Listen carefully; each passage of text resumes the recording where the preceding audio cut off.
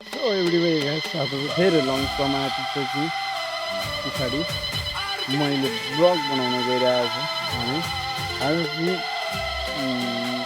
Argentina versus India एकदम बबाल 12:45 कहिले कुर्ने गइसक्यो। मेरो चाहिँ मनमा खुल्दली भइसक्यो भने आज चाहिँ बबाल तरिकाले मिस्त्रीले गोल हाल्नुहुन्छ है।